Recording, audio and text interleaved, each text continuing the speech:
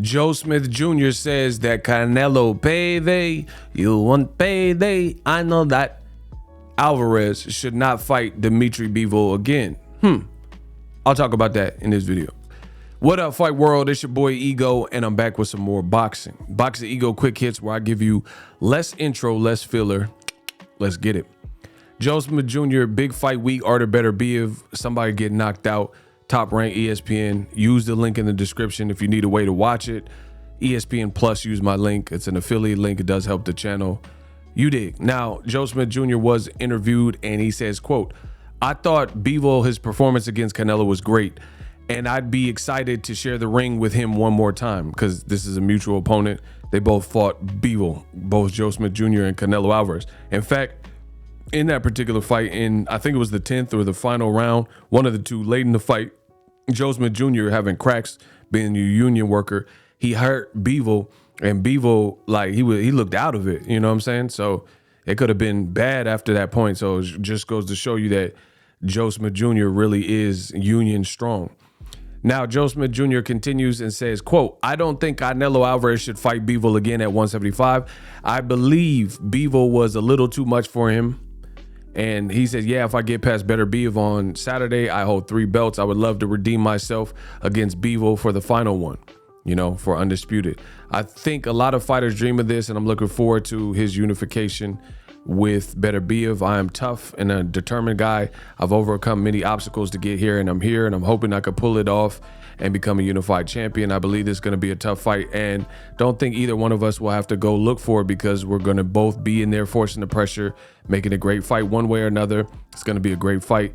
You know, you got to love the attitude from Joe Smith Jr. As far as what he's saying about Canelo, listen, my thing is this, like, I understand he's basically saying it's going to be bad for Canelo Alvarez. However, my thing is I play for keeps, and you can't have your cake and eat it too. You know, Canelo, old media hoisted him up and said he's the pound for pound #1. He's the god. He's the greatest. Guys like Eddie Hearn, his promoter, has said and made statements basically that Canelo Alvarez was invincible, untouchable, unacquittable, these types of things. So he has to fight Bivol again. You know, I don't know the parameters, 175, 168. Either way, if he fights him outside of 175, I think that will hurt Canelo Alvarez because, you know, boxing likes to hand out participation trophies, and I'm not really with that. You know, I think people care in America, especially, about end results. They don't care about how you got there. If you're an entrepreneur, if you're an actor, they want to see the end result. You made it. You know, you climbed Mount Everest. You scaled the mountain. You know, the other stuff is just what it took for you to get there. And they had no problem putting guys like Canelo Alvarez at the top of the pound for pound list, but it's like everyone has all this remorse and like sympathy and empathy for Canelo. Meanwhile, he's collecting paychecks that fighters wish they could get, and he's out here golfing, and people is like, they want to protect him. And I don't believe that. Canelo, he's supposed to be the face of boxing. They said he was the face of boxing. He was #1 pound for pound. How is he absolved of doing what other fighters had to do? Like, let's say Isaac Dogboe, you know, Ni Hao, when he lost to Manuel Navarrete, he had to rerun it back, and then he ended up losing, and that put him in a bad position. And that's just the life of a fighter.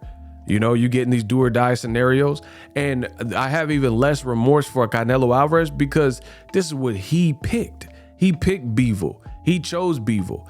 And then whether you think it was a bridge too far, he bit off more than he could chew, there were many other options, from Jamal Charlo to Errol Spence at a catchweight to David Benavidez, where people like myself were begging and imploring Canelo to take those fights because they would have been bigger fights, and Canelo Alvarez chose his fate.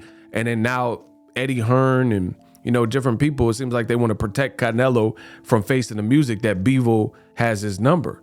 And I don't like what that represents for boxing. So you can move around and be called #1 and face of boxing and pound for pound. And as soon as you meet an obstacle or you meet adversity, then everyone wants to protect you. You know, what part of the game is that? What about and it just goes to show you that people don't really truly have the faith that they say they have in Canelo Alvarez, because you would want to see the Bivol rematch like I do. You know, I don't know if Canelo can beat him. You know, I'm not going to pretend and act like I do.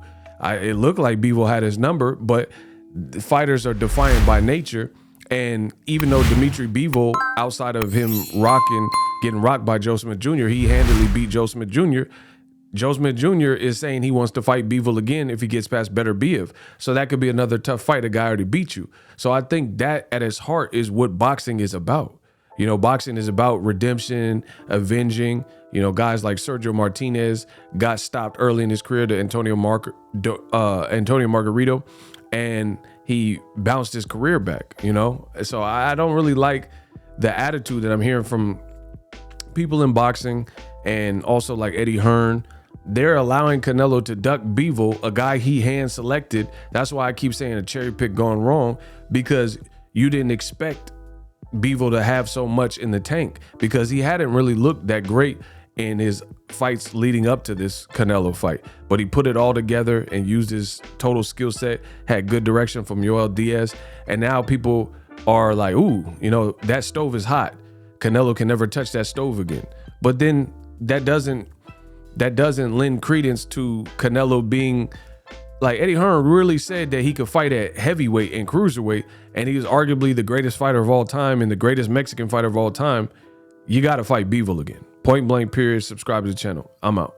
Introducing Super Thanks. Right here on the official Boxing Ego YouTube. Super Thanks allows you, the viewers, to show a little bit of extra gratitude, which enables me as a full-time content creator to push out the content you need in the world of boxing. Underneath all the videos, you will see a heart with the $sign in it. You can enter any amount that you find suitable as a super thanks. A brand new interactive and colorful way to get your comments highlighted and noticed by not only myself, but other people on the YouTube platform. Super thanks, a unique and cool way to show and applaud us full-time content creators. Hopefully you guys enjoy the content. Super thanks. The future is now. The Hibernation 5s by Kenichi Bear. Hybrid gaming and lifestyle headphones. Out of the box, you can connect to any console or PC. Bluetooth ready with a low latency USB adapter, color RGB, and extreme bass mode. The Hibernation 5s adjust to you. Whether you need a gaming, travel, gym, or lifestyle headphones, the Hibernations got you covered. The new Hibernation 5s, link in the description. Customize the way you hear the world. Welcome to the nation. Are you tired of your YouTube videos not getting any views? Well, consider TubeBuddy. I've used TubeBuddy for years to scale up my YouTube channel. Now we're sitting over 200,000 subscribers. TubeBuddy is a browser extension that offers a ton of built-in productivity and time-saving services to take your channel to the next level. Use my link in the description to get started with TubeBuddy and level up your channel faster. We working.